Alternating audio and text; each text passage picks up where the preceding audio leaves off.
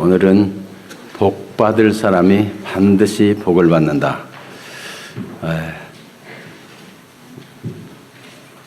너무 제목이 쉽고 좋죠? 옆 사람에게 인사합시다. 복 받으실 분입니다 하고 인사합시다. 복 받으실 분이십니다.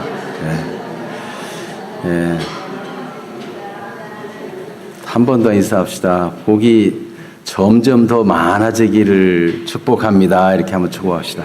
복이 점점 더 많아지기를 축복합니다. 아멘.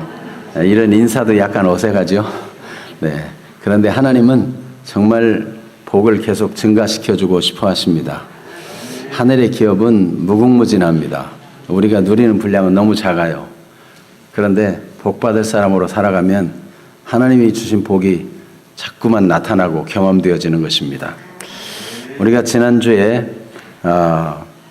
이삭이 얼마나 에서에게 복을 알게 해주고 싶고 하나님을 알게 해주고 싶은지 그 심정이 얼마나 간절한지 하는 것을 말씀을 통해서 살펴봤습니다. 에서가 잘하는 사냥, 고기 잡아오면 별일을 만들어 가지고 와라. 그러면 내가 마음껏 축복하겠다. 그 축복받는 동안 하나님도 느껴지고 믿음도 생겨지고 하나님의 복이 이렇게 좋은 것이구나. 이렇게 알게 되기를 원한 것이죠. 자, 그런데 오늘 말씀을 보니까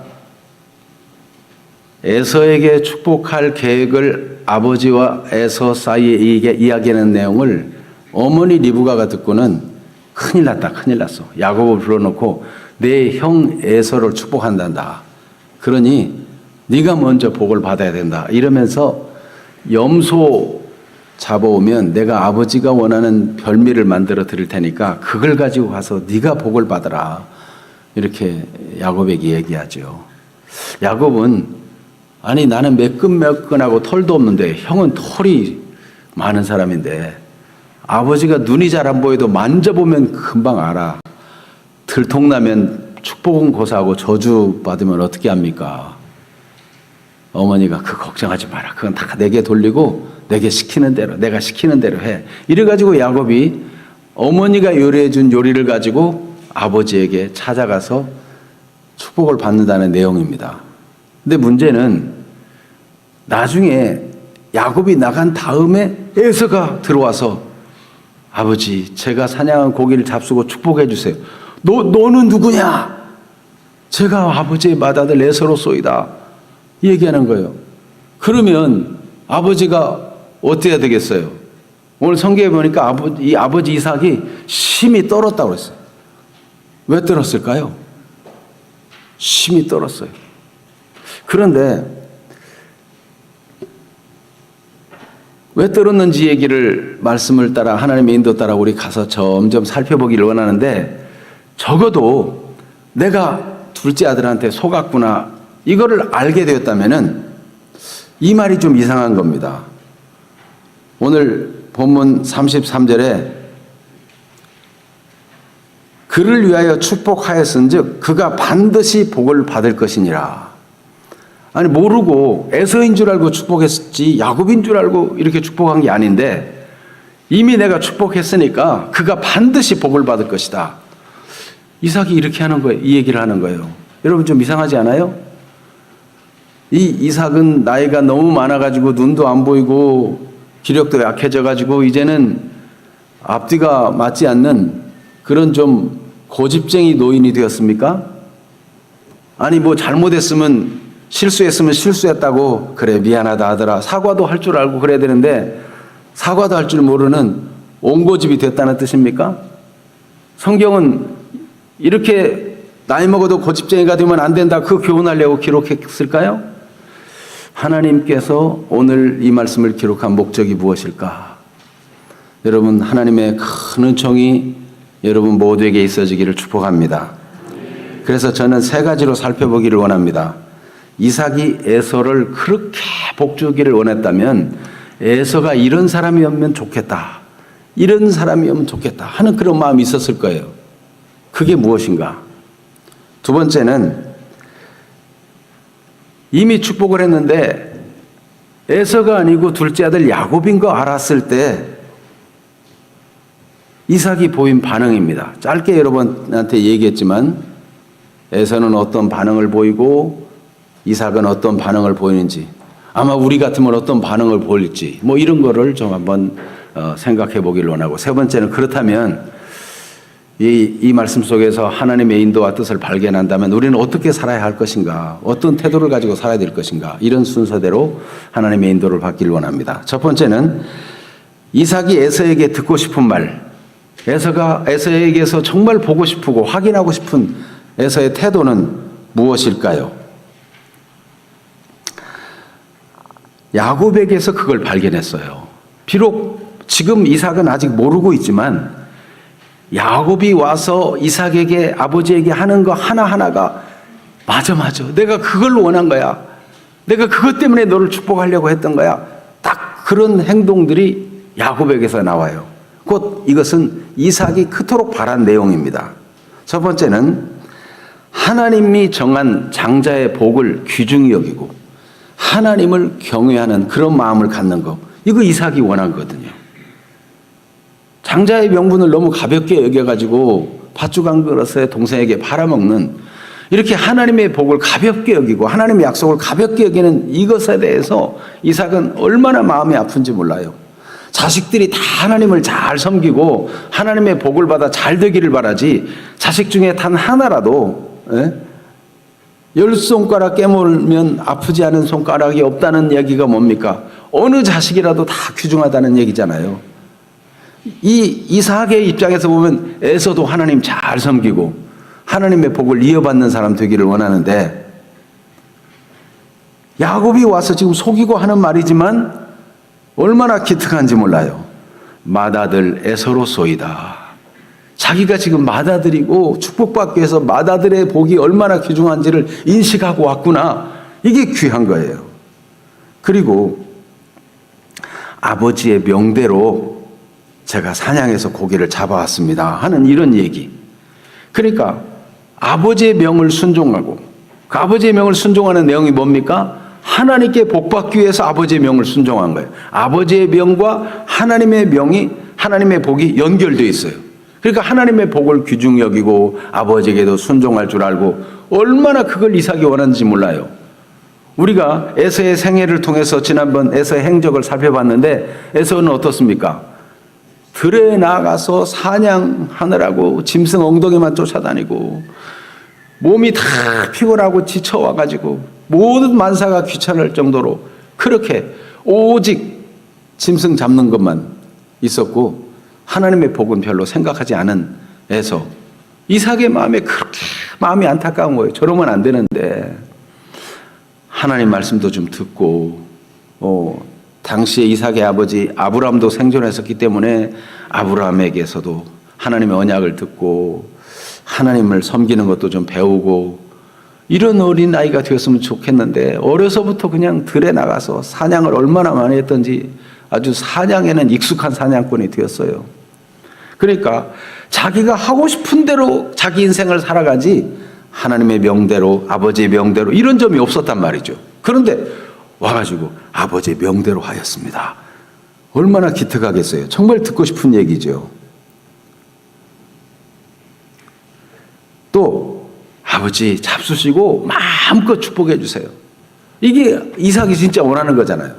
하나님의 복을 마음껏 받아가지고 진짜 하나님의 사람이 되어라, 하나님의 약속이 다 이루어지는 사람이 되어라. 그게 이삭이 진짜 원하는 건데, 하는 말이 말마다 다 얼마나 사랑스러운지 몰라요. 아버지 마음껏 축복해 주세요. 그리고 이삭이 어떻게 그렇게 빨리 잡았어? 에서인 줄 알만 아는데 야곱이 말이에요. 에서처럼 가장하고 사는 말이 말이에요. 아버지의 하나님께서 순조롭게 짐승을 만나게 해서 잡아왔습니다. 빨리 잡은 이유는 실상 염소 때 가서 잡아가지고 요리해 온 건데, 아버지의 하나님이 아버지의 여호와, 아버지께서 섬기는 여호와께서 순조롭게 만나게 해서 잡아왔습니다. 이 말은 뭡니까? 하나님의 인도와 섭리를 안다는 거잖아요. 하나님이 만남도 주시고 사냥도 하게 해주시고 소득도 얻게 하시고 다 하나님의 은혜입니다. 그거 이삭이 진짜 듣고 싶은 얘기인데 딱 그 얘기를 하니까 얼마나 마음이 행복해요.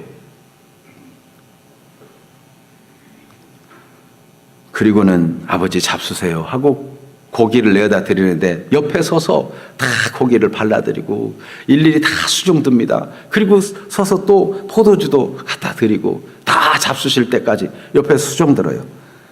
그런 모습을 본 적이 없어요. 이렇게 살갑게 정말 축복받으려고 하니까 그가 그렇게 복받기를 사모하고 이렇게 잘하는구나. 이삭은 너무 기특할 거 아니겠어요. 그리고 가까이 와서 입 맞추라. 그랬더니 이 아들이 늘 들로 산으로만 다니던 아들이 아버지 품에 안겨가지고 아버지를 가까이 해가지고 입을 맞추는데 그 옷의 향취가 에서의 옷의 향취인 것을 느끼는 거예요.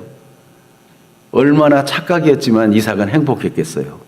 지금 왜 이삭의 착각, 진짜 듣고 싶은 그리고 보고 싶은 그 태도, 그거를 변장한 야곱에게서 보지만 에서라고 생각하면서 행복했을까 하는 얘기를 왜 하겠습니까? 에서는 아버지 이삭은 진심으로 에서인 줄 알고 축복했다는 거예요. 그래서 이삭이 얼마나 행복한지 그 모습을 22절과 23절에 이렇게 기록하고 있어요. 야곱이 그 아버지 이삭에게 가까이 가니 이삭이 만지며 이르되 음성은 야곱의 음성이나 손은 에서의 손이로다.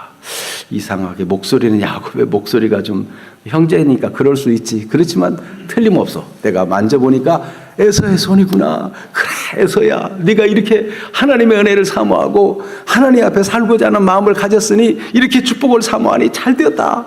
그리고는 23절에 그의 형 에서의 손과 같이 털이 있으므로 분별하지 못하고 축복하였더라. 더 이상 이제 확인할 거 없어. 털이 있는 거 보니까 맞아, 내 아들 에서 됐다, 내가 원하던 대로 그렇게 된 거야 하고 기쁘게 축복했다는 것입니다. 정말 꿈 같은 일이죠. 내가 진즉 이런 기회를 만들 걸. 내가 이제 죽을 날이 가까워서 이제라도 내 아들 하나님 잘 섬기게 하려고 이렇게 하니까 이 사람이 이렇게 변할 수 있구나 하고 잠깐이나마 이삭은 행복한 것입니다. 그렇게 야곱에게 이삭은 밭에서도 농사도 잘 되고 하늘에 이슬도 내리고 비도 내려서 잘 되고 또 형제들의 주가 되고 열국이 다 굴복하게 되고 너를 저주하는 자는 저주를 받고 너를 축복하는 자에게는 축복받기를 원하노라 막 힘껏 정말 마음껏 모든 복을 다 빌어줬어요. 이삭은 그렇게 축복하면서 행복했을 것입니다. 그런데 문제는 이 야곱이 나간 뒤에 곧 들어와서 사냥한 고기를 준비해 왔으니 잡수시라고 할 때 알게 된 거예요. 너는 누구냐? 제가 맏아들 에서입니다. 그러면 전에 와 고기를 요리해 와가지고 내가 다 먹고 축복했는데 그가 누구겠는가? 누구예요? 야곱인 거 다 알게 된 거죠. 그런데 여러분 같으면 어떤 반응을 보이겠어요? 아니 요 둘째 놈, 못된 놈이 내가 눈에 안 보인다고 아버지를 이렇게 속일 수 있어? 너는 축복은 고사하고 저주다. 다 취소야. 이렇게 자식이니까 저주까지는 안 할지라도 그러면 안 되지. 내가 본때를 보이겠어. 라든지 좀 따끔하게 혼내주겠어. 그런다든지 형에게 너 그 동생 잡아와라. 뭐 그런다든지 그럴 법도 한데 그런 내용이 하나도 없어요. 여러분 같으면 어떻게 하겠어요? 눈이 잘 안 보인다고 자식 중에 하나가 여러분을 속여. 여러분의 재산을 취하려고 못된 짓을 했어. 어떻게 하겠어요? 그런데 야곱에 대해서 이삭은 무슨 징계를 하거나 야단을 치거나 화를 내지 않아요. 에서는 어떤 반응을 보입니까? 에서는 오늘 우리가 같이 읽지 않았지만 34절에 보니까 소리내 울었어요. 36절에 보니까 야곱에 대해서 막 분을 나타냅니다. 그 이름이 야곱이라, 간교한 자라, 속이는 자라 하지 않습니까? 전에는 내 장자의 명분을 뺏고 이제는 내 복을 빼앗았습니다. 그렇게 얘기해요. 근데 이 말이 정당합니까? 장자의 명분을 빼앗은 것이 아니고 자기가 장자의 명분을, 하나님의 복을, 하나님의 은총에 대해서 가벼이 여기기 때문에 맹세하면서까지 그렇게 팥죽 한 그릇에 장자의 명분을 넘긴, 자기의 깨어있지 못한, 자기의 각성하지 못한 삶에 대해서는 돌아보지 아니하고 야곱만 원망하는 것입니다. 어쩌면 하나님께서 야곱을 통해서 하나님의 복을 경시하고 하나님 없이 육신적으로만 살아가는 에서를 경고하기 위해서 야곱을 사용했을 수도 있어요. 근데 그걸 경고로 받고 각성하는 것이 아니고 죽일 놈, 이럴 수가 있어? 이제 두 번째 딸을 또 속이다니? 이렇게 생각하는 거예요. 그리고 41절에 보니까 야곱을 미워해가지고 이제 아버지 돌아가실 때가 가까이 오니까 아버지 돌아가시면 내가 이 야곱을 죽여버리겠다, 앙심을 품고 미움을 가져요. 그러면서도 아버지에게 울면서 다시 막 소리를 높여 울면서, 아버지 복이 이뿐이겠습니까? 저를 위해서는 복을 남겨둔 게 없단 말입니까? 저도 축복해 주세요. 막 울면서 간구합니다. 그런데 이삭의 반응은 어떻습니까? 이삭은요, 에서에게 축복하지 않아요. 이삭이 에서에 대한 태도를 보면, 여러분 우리가 오늘 읽지 않고 아는 뒷부분인데, 이삭이 에서에게 한 말씀을 보면 39절에 내 주소는 땅의 기름짐에서 멀고 내리는 하늘 이슬에서 멀 것이며 너는 칼을 믿고 생활하겠고 내 아우를 섬길 것이며 내가 매임을 벗을 때는 그 멍에를 내 목에서 떨쳐버리라 하였더라. 축복의 말이 있어요. 물론 뭐 하나 있다면은, 여기 내가 매임을 벗을 때는 그 멍에를 내 목에서 떨쳐버리라 하는 말씀, 새 번역에서는 그러나 애써 힘을 기르면 너는 그가 내 목에 씌운 멍에를 부술 것이다. 이 야곱의 후손에게서 벗어날 것을 이야기하는 그 말씀 하나는 응하야겠는데, 창세기 36장 8절에 그가 에돔이 세일산에 거주했다 그랬고, 열왕기하 8장 20절에 여호람 때 에돔이 유다의 손에서 배반하여 자기 위에 왕을 세웠다. 이제 유다족 속에게 떠나서 에돔이 왕을 세우는 그런 일이 응답으로 이루어집니다. 그러나 여전히 칼을 믿고 생활하는 사람이 되고 자기 힘으로 살아가는 사람이 되고 땅의 기름짐에서 멀고 하늘 이슬에서도 멀고 하나님의 복에서 멀고 광야에서 자기 힘을 의지해서 자기 힘으로만 살아가는 그런 인생이 되겠다고 이삭이 이야기하고 있습니다. 이건 축복이라고 볼 수가 없어요. 그러면 이삭은 왜 속았다는 걸 알면서도 심히 크게 떨었는가? 왜 떨었는가? 그가 나를 속인 저 둘째 아들 괘씸하니, 그리고 치를 떨어 그를 미워하는 마음으로 치를 떨은 것인가? 그는 왜 떤 것인가? 두 번째로, 그를 위하여 축복하였은지 그가 반드시 복을 받을 것이니라. 야곱인 걸 알고 야곱에게 준 복이 반드시 그가 받을 복이라고 이야기하는 이유는 뭔가? 그러면 그렇게 말한 걸 보면 괘씸하다고 치던 것이 아니죠. 괘씸하다고 치를 떨고 잘못됐다고 생각하면 내가 이미 축복했으니까 그가 축복을 받을 것이다, 복을 받을 것이다, 그렇게 말하지 않죠. 도대체 왜 그렇게 말하는가? 그리고 에서가 그토록 소리를 높여 울고 또 울며 그렇게 애걸복걸 내게 줄 복은 없습니까? 나에게도 복을 달라고, 나도 축복해 달라고 그렇게 애원하는데도 에서에게 축복하지 않은 이유는 무엇인가? 여러분, 이삭이 떤 것은 하나님 때문에 떤 것입니다. 결국은 하나님의 뜻대로 되는구나. 하나님의 절대 주권, 하나님이 주권적으로 일하고 계시는구나. 이것을 알았을 때 떨게 된 거예요. 자기는 에서를 축복해서 정말 하나님 잘 섬기는 사람 되게 만들어주고 싶었는데 하나님이 주권적으로 역사해가지고 그렇게 계속 하나님의 마음을 떠나고 하나님도 없이 완고한 마음으로 계속 그렇게 살아가니까 하나님이 더 이상 기회를 주지 않는 거예요. 에서에게는 다시 복줄 기회를 주지 않고 거둬버리신 거예요. 그걸 알게 됐어요. 하나님께서는 과거도 현재도 미래도 다 아시는 분이에요. 태중에 있을 때 벌써 큰 자가 작은 자를 섬기리라. 에서가 어떤 삶을 살 것인가를 다 아셨어요.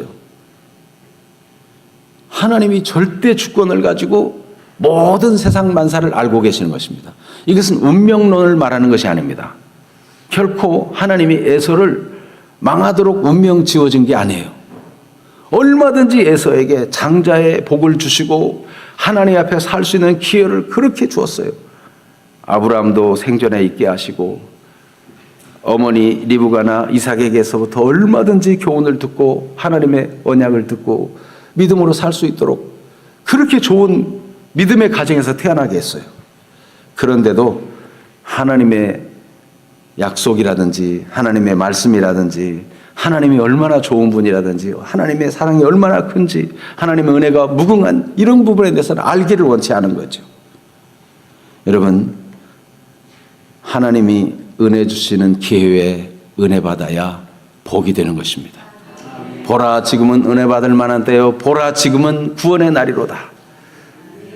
여러분, 하나님이 은혜 주시려고 계속 사람들을 보내시고 사건과 상황을 통해서 일깨우시고 말씀이 들려지게 하시고 그럴 때 내가 나중에 기도해. 좀 더 정성스럽게 예배하는 거 다음에. 나 우선 돈을 벌어야 돼. 하고 자꾸 연기를 하게 되면 사람의 마음이 점점 굳어져요.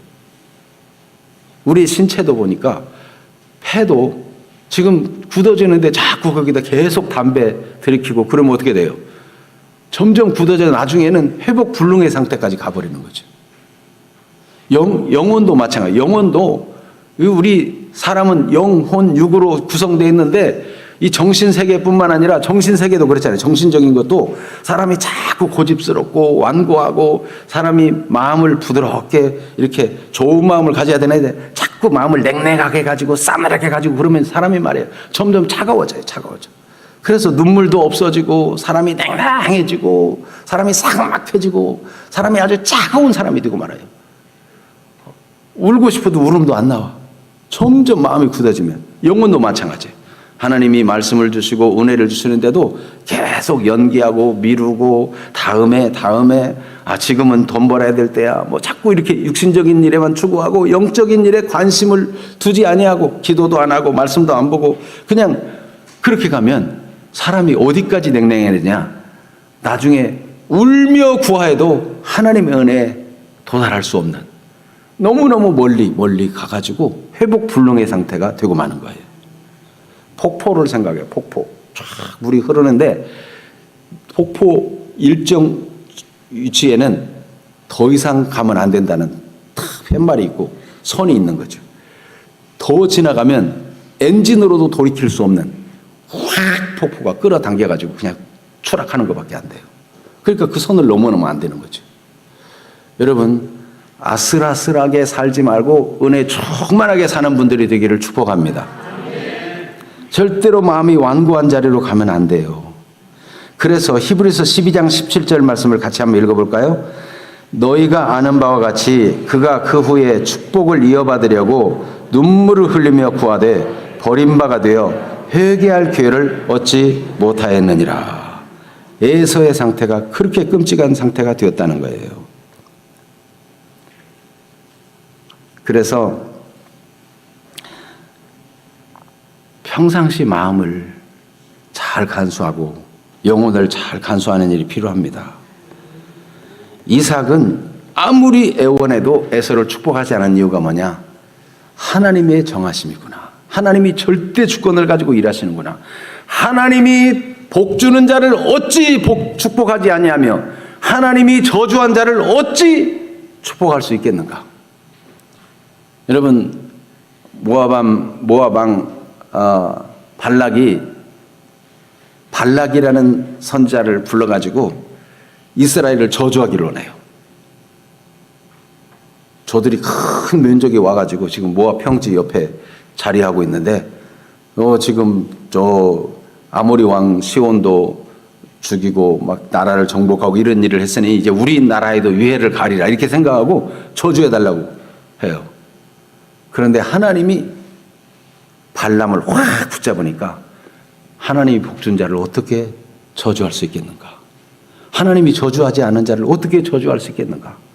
그리고는 돈을 받고 매수된 이 선지자가 저주하라고 부름받았는데 3번이나 거듭해서 이스라엘 백성을 축복합니다. 여러분, 하나님이 축복하는 자를, 하나님이 복 주시는 자를 저주해도 저주가 안 돼요. 하나님이 복 주신 자를 복 주는 것이, 축복하는 것이 당연한 거예요. 그러니까 이삭이 깨달았어요. 하나님이 야곱에게 복 주고 평상시 그렇게 하나님 은혜를 사모하고 하나님에 대해서 관심이 있고 하나님의 약속을 소중히 여기고 하나님의 장자권에 대해서 그렇게 가치 있게 여기는 그 야곱에게 하나님이 복 주시기를 원하는구나. 이걸 알고 하나님과 관계없이 너무 멀어진 에서 하나님이 더 이상 기회를 주지 않는구나. 이거를 막 심히 떨면서 깨달았어요. 떨면서. 하나님이 확 깨닫게 해주시는데 몸이 떨려요. 떨려. 그러니까 감히 하나님을 거역해서 에서를 축복할 수가 없어요. 감히 하나님을 거역해서 야곱을 저주할 수가 없어요. 그래서 내가 축복하였은지 그가 복을 받을 것이니라 하고 하나님의 섭리를 거스르지 않냐고 그대로 야곱이 축복받을 것을 선포하는 것입니다. 여러분, 로마서 9장에는 그런 말씀이 나와요. 이 마음을 완고하게 한 사람, 하나님의 백성들 중에는 에서 얘기를 해요. 에서. 그래서 에서가 그렇게 마음을 완고하게 해가지고 결국은 하나님의 복을 못 받았다. 이스라엘 백성들이 그렇게 마음을 완고하게 하더니 하나님의 복이 이방인에게로 넘어가가지고 이방인이 구원을 받고 이방인이 복원을 받고 그래서 유대인을 시기나게 해서 하나님은 또 유대인들도 회개하고 돌아오기를 원하시는 그런 전략을 사용하고 계시다는 것을 로마서 9장에 얘기해요. 근데 그 중에 이방인 중에서는 바로왕을 얘기해요. 애국왕 바로. 바로왕의 10가지 재앙을 주는데 그 재앙을 만날 때마다 내가 잘못했다고 하나님께 기도해서 이 재앙이 없어지게 해달라고. 재앙만 없어지면 또 마음이 완악해져가지고 마음이 강팍해져가지고 또 막 고집을 피우고 하나님의 백성들을 내보내겠다고 해놓고 안 내보내요. 나중에 9번째 재앙쯤 오니까 애굽 사람들 관리들이 다 말하기를 왕이여 우리나라 지금 망하게 생겼습니다. 왕이 우리나라 지금 망한 줄 알지 못합니까? 빨리 저들을 내보내자고. 그런데도 마음이 또 고집스러워요. 마지막 10번째 재앙. 애굽에 있는 장자들이 다 죽어요. 왕의 장자까지 다 죽어.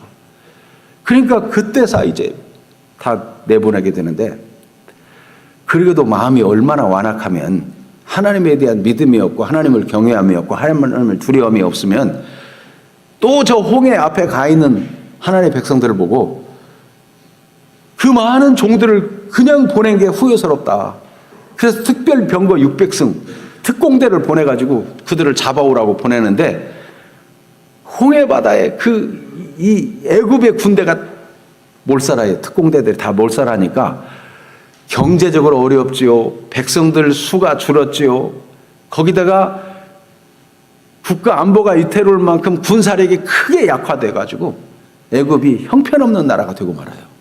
여러분, 하나님이 경고를 주고 깨닫게 할 때 마음을 돌이켜야 되는데 마음을 완고하게 하니까 바로도 그렇게 됐는데 하나님의 백성 중에는 에서가 그렇게 마음이 완고해가지고 멸망의 길을 갔다. 이걸 경고로 삼고 있는 것입니다.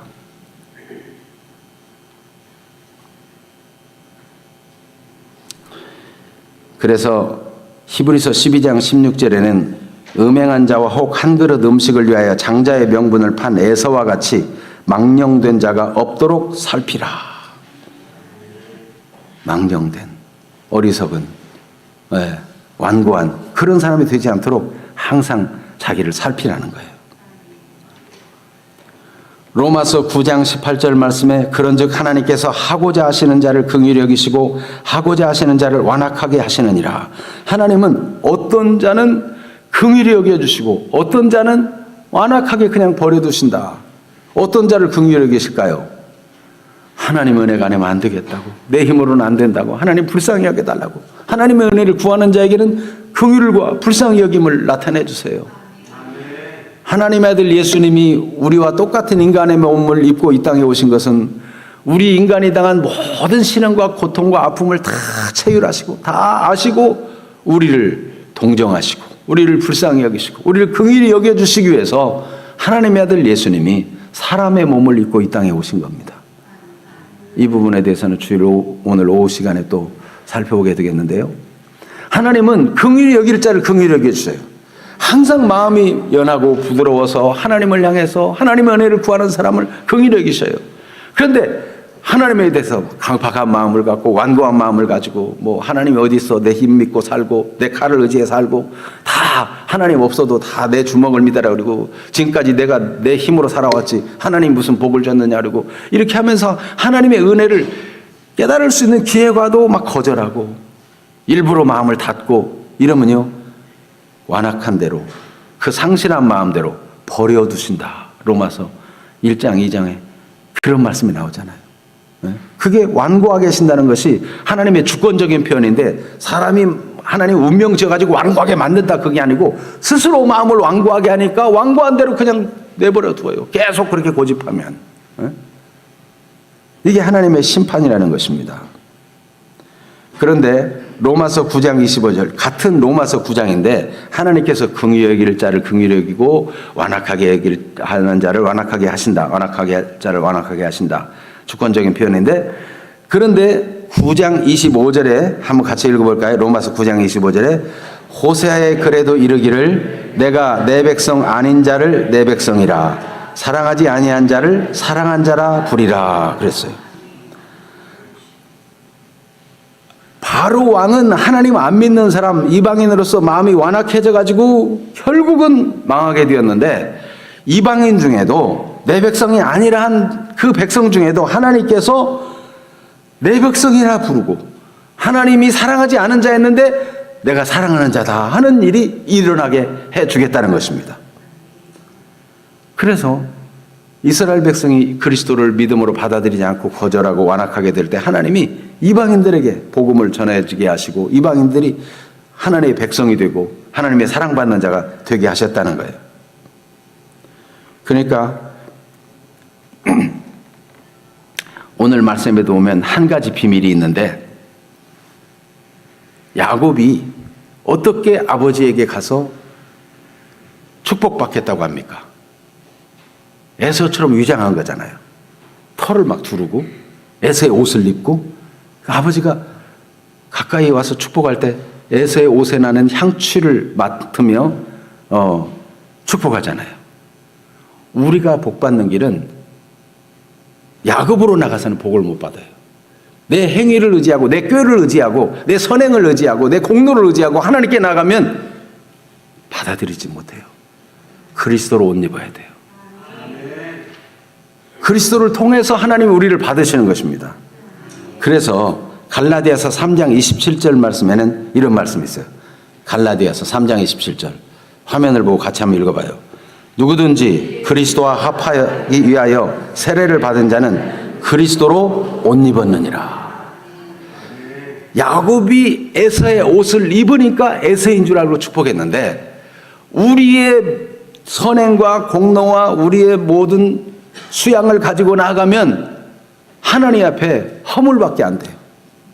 그런데 그리스도로 옷 입고 그리스도께서 내 죄를 위해 죽으시고 그리스도께서 나를 의롭게 하게 살아나시고 세례의 의미처럼 내가 그리스도와 연합되고 그리스도께서 내 안에 내가 그리스도 안에 그리스도로 옷 입고 하나님께 나가면 그리스도 이름으로 나오는 모든 자마다 하나님의 용납을 얻고 하나님의 복을 받게 되는 것입니다. 주 예수 그리스도만이 구원의 길이고 사랑받을 길입니다. 그래서 호세아의 글에도 여기 에서가 완악하게 되고 버림받은 이야기를 기록하면서 내 백성 아닌 자를 내 백성이라 사랑하지 않은 자를 사랑한 자라 한 이 말씀을 인용하면서 결국은 에서의 후손 중에도 복음을 듣고 돌아오는 사람들은 긍휼의 여김을 받고 사랑을 받고 하나님 백성 될 거를 미리 말씀해 주신 것입니다. 그러면 우리는 이 말씀을 들을 때 어떻게 살아야 되겠습니까? 첫 번째로는 경고를 받아야 돼요. 에서처럼 마음을 강팍하게 해서는 안 되겠구나. 우리의 마음이 에서처럼 완악한 마음을 가져서는 안 되겠구나. 히브리서 3장 12절에서 14절에 보니까 형제들아 너희는 삼가 혹 너희 중에 믿지 아니하는 악한 마음을 품고 살아계신 하나님에게서 떨어질까 조심할 것이요. 13절에 오직 오늘이라 일컫는 동안에 매일 피차 권면하여 너희 중에 누구든지 죄의 유혹으로 완고하게 되지 않도록 하라. 완고하게 되지 않도록 하라. 히브리서 12장 14절에는 너희는 하나님의 은혜에 이르지 못하는 자가 없도록 하라. 하나님의 은혜에 이르지 못하는 자가 없도록 항상 하나님의 은혜 안에 있고 마음이 완고해지지 않도록. 그러면 에서처럼 울며 구하여도 하나님의 복을 받을 기회가 없어져 버리고 다시 안 된다는 거예요. 가룟 유다도 후회하고 자기 그 예수님 판 돈 하나도 안 쓰고 도로 갖다 줘도 하나님 앞에 회개가 안 되고 후회만 되고 자살하는 쪽으로 가버렸잖아요. 이게 하나님의 심판이에요. 여러분, 회개할 기회에 회개를 해야 됩니다. 하나님이 은혜 주실 기회에 은혜를 입고 하나님의 사랑이 느껴질 때 더 많이 느끼고 하나님을 더 사랑하고 하나님을 더 갈망하는 사람들이 되기를 바랍니다. 마음이 한번 완악해지면 돌이킬 수 없는 때가 오고야 만다는 것은 큰 경고가 아닐 수 없어요. 두 번째는 깨어서 준비하는 삶을 살아야 돼요.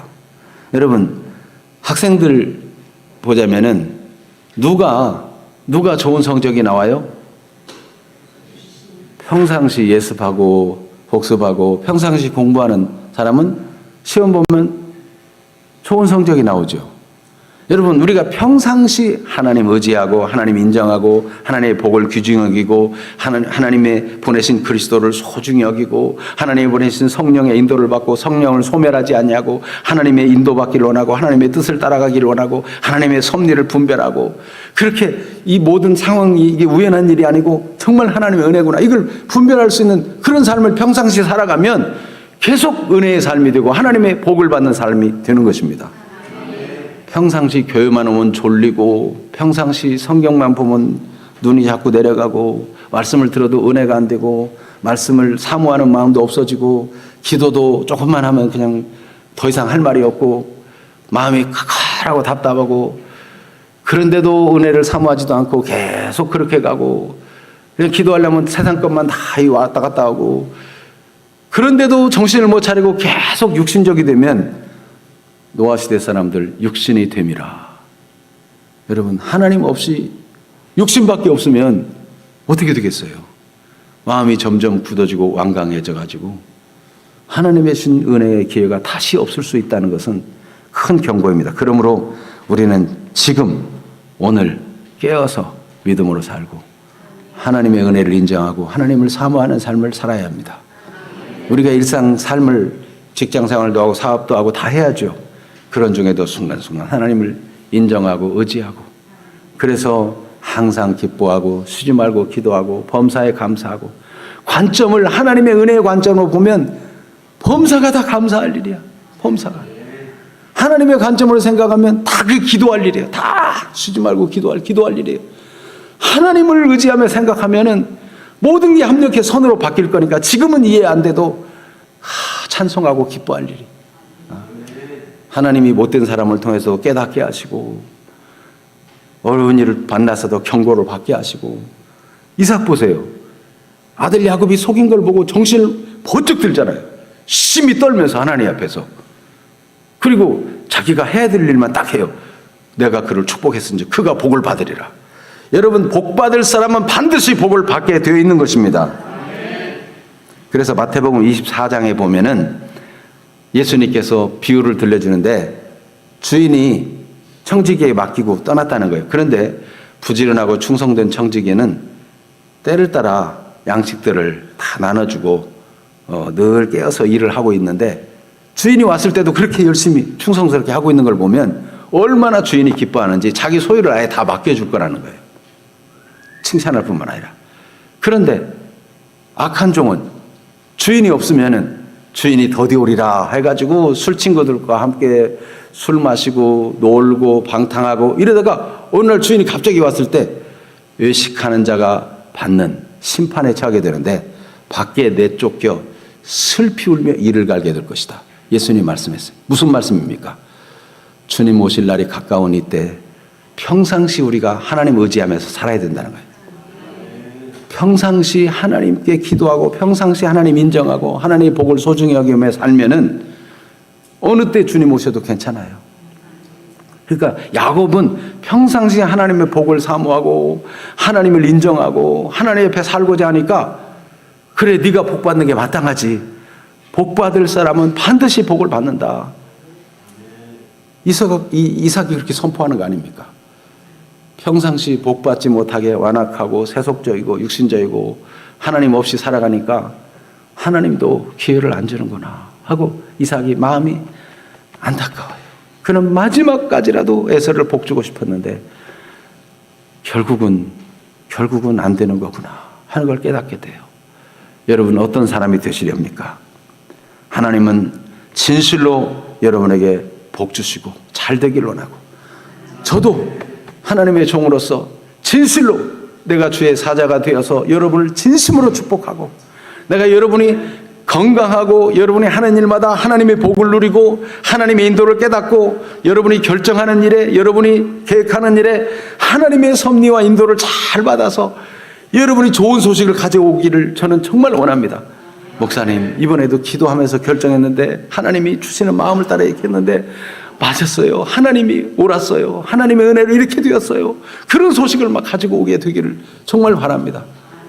하나님의 은혜를 믿고 기도했더니 하나님이 또 이렇게 건강하게 해주셨어요. 우리 자녀가 또 이렇게 하나님께 복을 받았어요. 이런 축복의 소식이 온 교회에 가득하기를 원합니다. 늘 하나님을 인정하며 사시기를 바랍니다. 기도하겠습니다. 복 받을 사람이 반드시 복을 받습니다. 여호와를 자기 하나님으로 삼는 백성은 복이 있도다 하였어요. 우리가 오늘 기도할 때 복의 근원 강림하사 찬송 3절 부른 것처럼 주의 귀한 은혜 받고 일생 빚진 자들네 주의 은혜 사슬 되사 나를 죽게 하면서 주님의 은혜의 사슬로 나를 아예 묶어주셔서 절대로 주님 떠나지 말게 해주시고 주님의 은혜 안에 나를 메어주세요. 우리 마음은 연약하여 범죄하기 쉬우니 하나님이 받으시고 천국인을 도장을 아예 찍어가지고 하나님의 것으로 도장을 찍어서 꼼짝 못하도록 그렇게 해주세요. 여러분 하나님이 우리를 끝까지 붙들어 주시고 우리가 어긋나는 삶을 살지 않도록 해달라고 마음이 절대로 완고하고 강팍한 대로 가지 않도록 매사에 하나님을 인정하며 하나님을 의지하는 삶이 되도록 주여 한번 부르짖고 말씀에 의지하여 기도하십시다. 주여 살아계신 하나님 우리